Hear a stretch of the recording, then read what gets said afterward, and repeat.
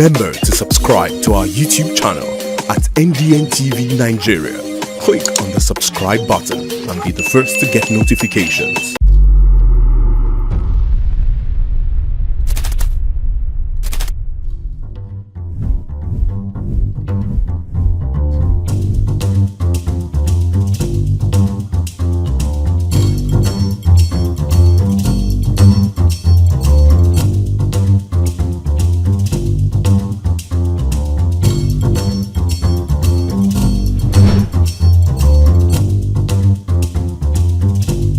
And now, let's join ace broadcaster MAMODE AKUGHA as he takes us inside the Niger Delta. Hello out there and welcome. It's Inside the Niger Delta, the authentic voice of Nigeria's oil-rich region. I'm your regular host, MAMODE AKUGHA. Inside the Niger Delta. Stakeholders, development watchers, and ordinary Niger Deltans say the story of development in the oil-rich Niger Delta is now taking a turn for the better, with the current board and management of the Niger Delta Development Commission, NDDC, leading the way. Those who spoke with Inside the Niger Delta observed that under President Bola Tinubu, the NDDC has taken bold steps to revive hope across communities by revisiting several abandoned projects, many of which have now been completed, while others are progressing steadily at different stages. Nigeria's oil-rich Niger Delta region is indeed blessed with rich natural resources, yet plagued by the hydra-headed problem of underdevelopment, poverty, and systemic neglect. Most hit by this backwardness are the coastal and riverine communities, which are often cut off from major city centers across the region. The government has continued to intervene, beginning with the establishment of the Niger Delta Development Board back in 1961 and many other developmental agencies that followed, to the Niger Delta Development Commission in 2000 to facilitate the rapid economic development of the oil-rich region. However, many development proponents and people from the region insist that development is still abysmally below expectations. Some who share these views include the clan head of Igi in Ogba land in Rivers State, Eze Ibe Eresia Eke, and Honorable Undudi Elumelu, who are particularly calling on the NDDC to step up its efforts across communities in the region. Any development apart from the few that they did at the time, I don't see. I to what another have another radical view. I don't think that the NDDC has done what they're supposed to do. They should be involved in big projects, road projects, bridges, education. It was big things that will cut across the region. NDC on its own is being headed by our sons and daughters from inception to date. What we should be asking ourselves is, what have they done? The leaders, the youth, the women should hold Niger Delta responsible in terms of ensuring that that money that comes to us is judiciously put into good use. On the other hand, other Niger Deltans believe the resources available for development play a critical role in determining how fast development comes, especially looking at the backlog due to years of neglect. However, a former top brass at the NDDC, Emmanuel Audu Ohaburuwa, who outlined several efforts and factors that continue to undermine the effective service delivery, say the current board and management are steadying the ship and sailing smoothly. I'm Dr. Samuel Obuko. I give it to him. He has been able to stabilize the quality, and despite the pressure, when I say pressure, trust me, I know what I'm talking about. Okay? Despite the pressure, he's been able to maintain course, and his team, they're doing great. I'm still in the region.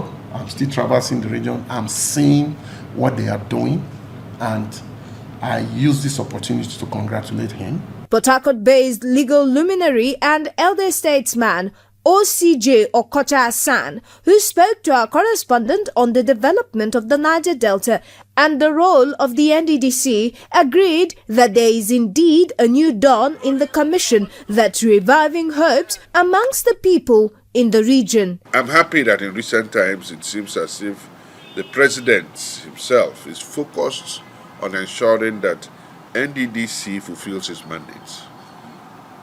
Just within the last 1 year, I've attended 1 or 2 seminars, I've attended 1 or 2 conferences. I was there physically when they celebrated their 25th anniversary this year. And they say, yes, the president has kept faith with them. And I personally can see that there is a rising tempo in the number of projects that they are executing and the quality of the projects.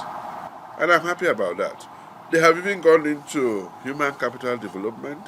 I attended one moot court and mock trial, celebration by the campuses of universities in the Niger Delta region, organized and funded by the NDDC.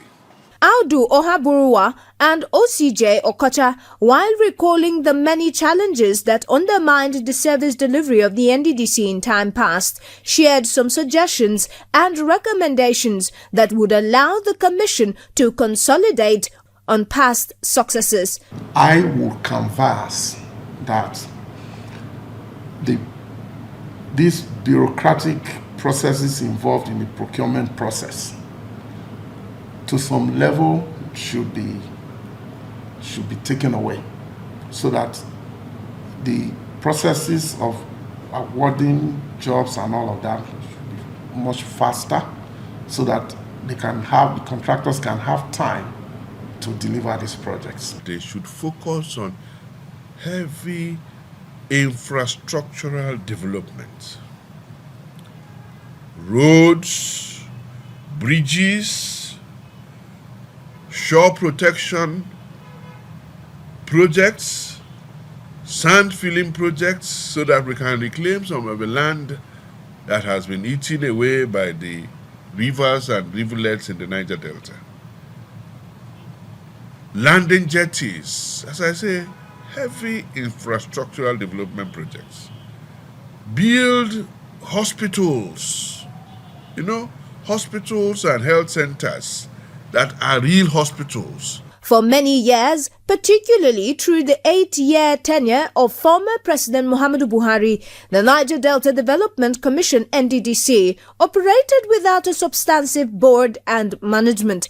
The commission was run by sole administrators and interim managements, an arrangement many observers believe contributed significantly to its inability to meet the yearnings and expectations of the people. However, the emergence of President Bola Ahmed Tinubu in 2023 marked a new chapter for the interventionist agency. The president appointed a full board and management team led by Chiedu Ebie as chairman and Dr. Samuel Obuku as managing director. According to reports, President Tinubu also ensured improved funding for the commission in line with his administration's renewed hope agenda for the region, which is now evident in the number of completed and ongoing projects across the length and breadth of the region. Inside the Niger Delta. Bayelsa State Governor Doye Diri has taken the call for urgent restoration and compensation of communities affected by decades of oil and gas activities to the global stage. Speaking at a sideline event during the just concluded United Nations General Assembly in New York, Governor Diri highlighted the scale of devastation revealed by the 2023 Bayelsa Oil and Environmental Commission report. He stressed that those responsible must be held accountable for what he described as environmental genocide committed in Bayelsa and other Niger Delta states. The Bayelsa State Oil and Environmental Commission, under the leadership of former Archbishop of York and member of the British House of Lords, the Right Reverend John Toka Mugabe Sentamu, in 2023 presented the findings of his report on the impact of oil and gas activities in the state. Among several consequences, the report reveals devastating environmental pollution both on land and in water bodies that has left thousands of citizens severely impacted by health complications and loss of livelihoods. The governor of Bayelsa, Senator Doyediri, who joined other world leaders at a sideline event during the just concluded United Nations General Assembly in New York, reiterated the need for the oil companies to be held responsible for the health and environmental havoc they have caused the people of Bayelsa. So from 1959, when oil was first struck, up until now, virtually all the oil wells that are said to be unproducing are still not decommissioned. Today, we have a document that everybody is speaking to. Today, the world is gathered, and we are now coming up as partners of progress in ensuring that our people will not continue to die, in ensuring that our environment will not continue to be polluted, and more importantly, to hold those responsible for polluting the environment. Other environmental rights advocates from the region also echoed the governor's call. This is a critical moment to do something because it's going to take a long time to restore the environment. And we got experts speaking, the governor has spoken, and we're very elated that the governor has promised that there's a bill ongoing in the Bayelsa State House of Assembly that would actually give teeth to set the stage for action to be taken to operationalize the recommendations in the report. Occasions like this help to tell the world that so much pollution is there, people's livelihoods have been affected, and people are dying. So much oil money has been made, but it is not available for the people. Pollution has really affected women in the Niger Delta. It has destroyed livelihood, it has health implications, it has environmental cost, and moreover, land is taken away from the women because it is the women that carry out subsistence farming. According to the report, as much as 1.5 barrels of oil has been spilled in Bayelsa for every man, woman and child living in the state, with the quantity even more in some parts of the state. While the governor and the people continue to push for compensation and environmental cleanup, they are now confronted with the challenge of divestment, as many oil companies, including Shell Petroleum Development Company, SPDC, which has been particularly fingered for these environmental infractions, have sold off their assets to indigenous players.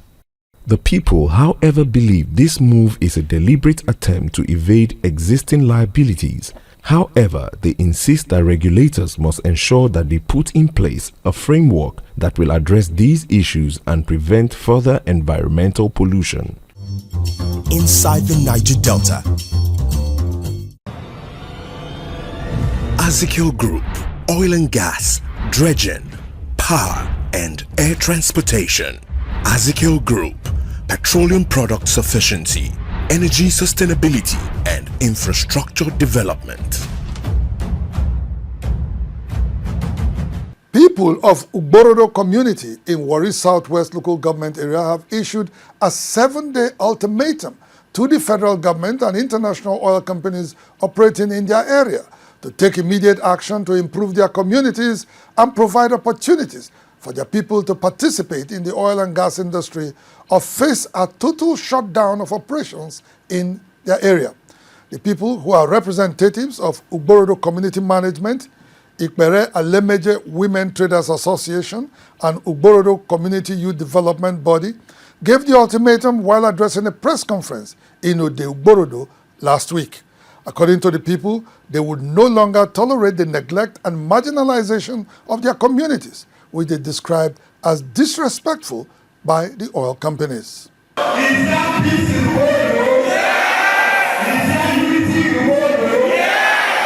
The first matter on the agenda paper for the organizers of the gathering, which are Ugborodo Community Management Committee, Ikpere Alaje Women Traders Association, and Ugborodo Community Youth Development Body, is what they described as the continued neglect they suffer in the hands of multinationals operating in their area.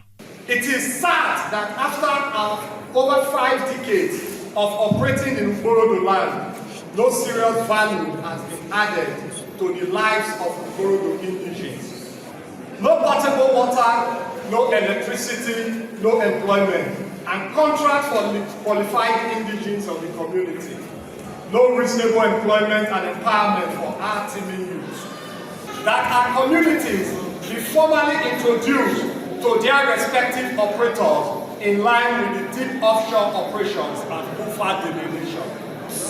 The people also accused the oil majors of operating with impunity and clear disregard. Shell Petroleum Development Company, SPDC, with a new name, Renaissance Africa, and others, have bluntly refused to incorporate and start operationalizing our OCDT for both the onshore, offshore, and deep offshore. We shall no longer take this disrespect. They unanimously stated that if nothing is done to address their concerns, they would not hesitate to take over all facilities on their ancestral land. The failure of these IOCs, NUPROC, and other relevant government agencies to act within the reasonable time frame of 7 days, I repeat, 7 days, will leave us with no other option but to put a complete stop to all international oil companies' operations within our communities until the needful is done by NUPROC. Oil and gas activities commenced on this island at the edge of the Atlantic Ocean in the early 1960s and have continued to this day, with several other multinational companies joining Chevron and Shell in the business.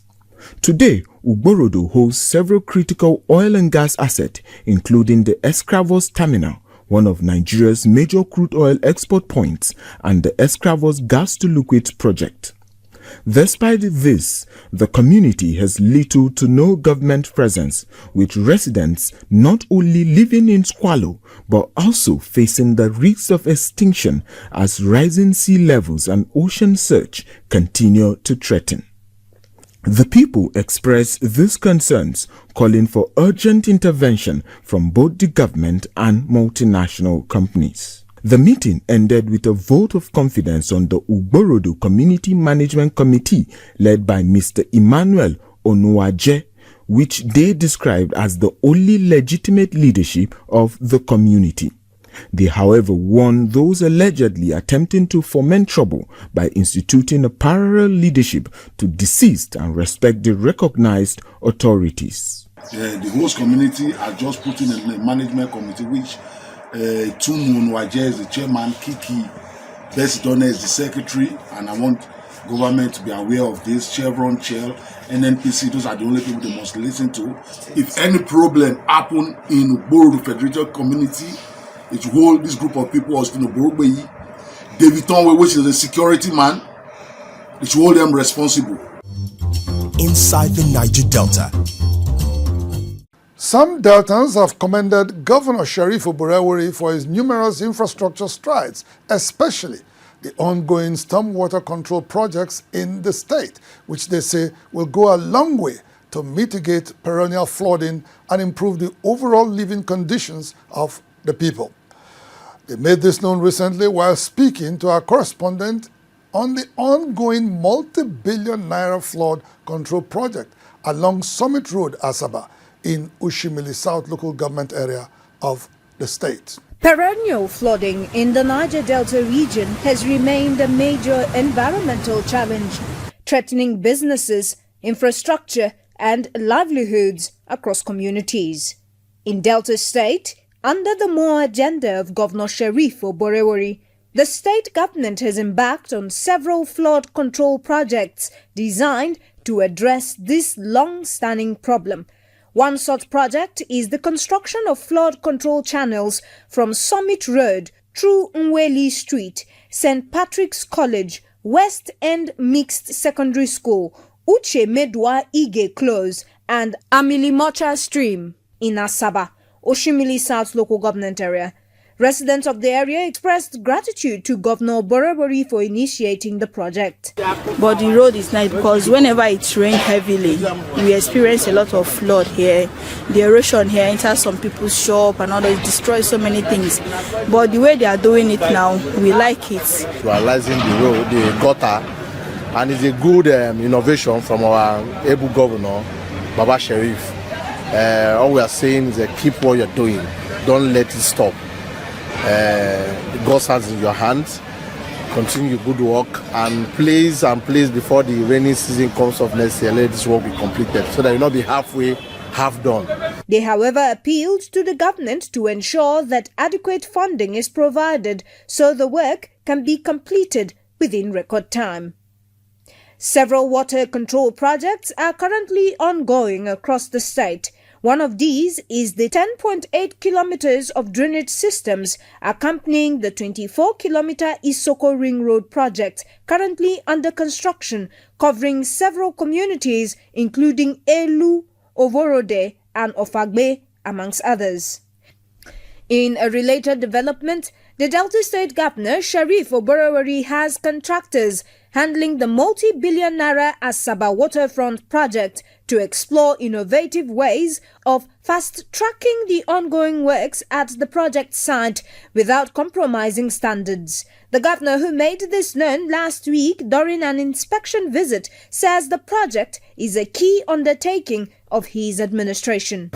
My own advice to them is that they should see how they keep to their own promise by bringing English cutter dredger to come and start dredging, because there's nothing holding them now. The road that is the challenge, we have solved it already. 85% done already. The governor further assured the people of the state that his administration will leave no stone unturned in its bid to open up the city, tackle major infrastructure deficits, and implement policies that will stimulate socio-economic advancement of the oil-rich state. Inside the Niger Delta. It was a carnival of hope in MAMODE, Isoko South local government area recently, as over 600 residents of Isoko North and South local government areas walked away with cash support ranging from 150,000 naira to as much as 5 million naira. The benevolent gesture, courtesy of Isoko-born businessman and philanthropist Chief Dr. Daniel Omoyibo, popularly known as Damotech, is part of his foundation's efforts to transform lives and livelihoods of the poor and vulnerable across the Isoko nation. Beneficiaries who describe his action as uncommon thanked him for his demonstrated will for community building and people-centered development in Delta State.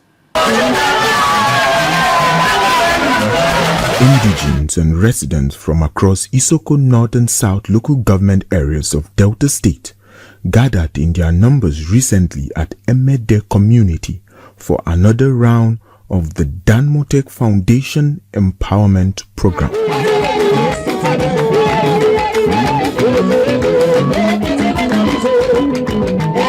This time around, the founder and chairman of the foundation, Chief Daniel Omoyibo, personally handed the beneficiaries checks ranging from 150,000 naira to 5 million naira.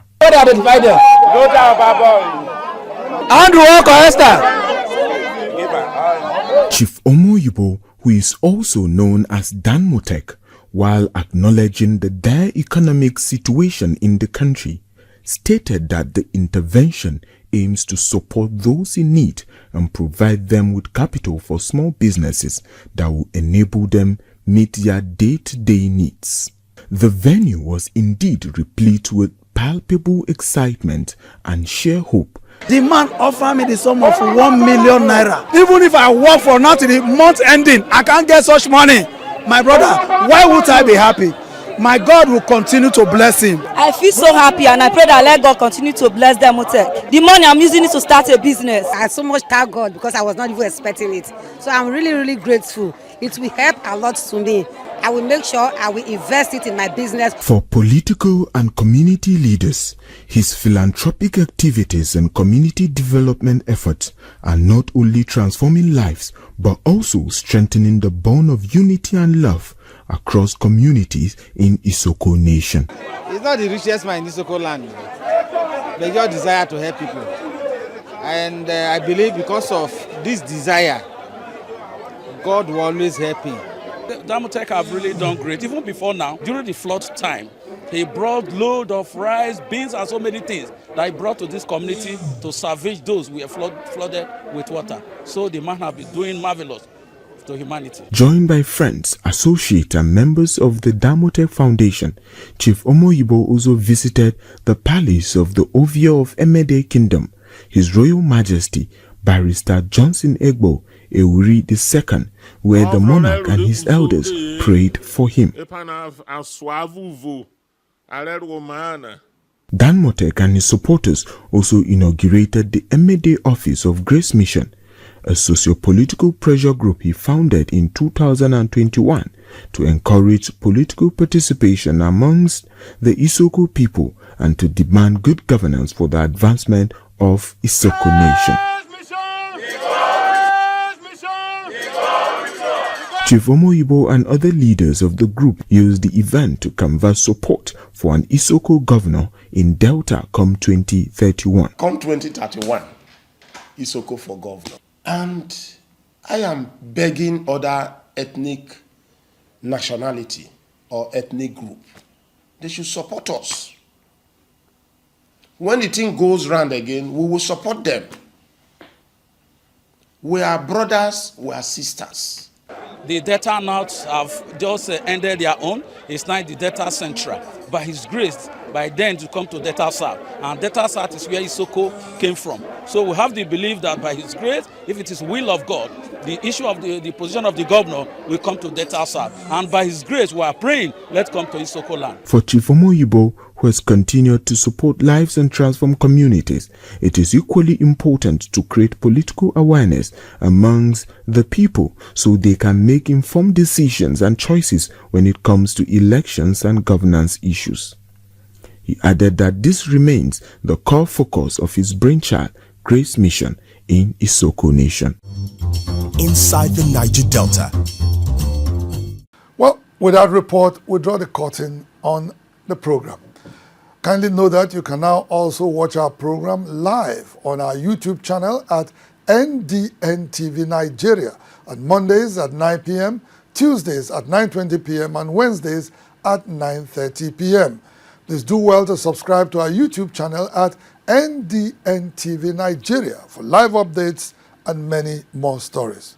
Inside the Niger Delta, the authentic voice of Nigeria's oil-rich region, will be back same time, same station next week. Until then, you can follow us on our social media handles showing right now on your screens. Until next week, I am MAMODE AKUGHA thanking you for tuning in. Bye for now.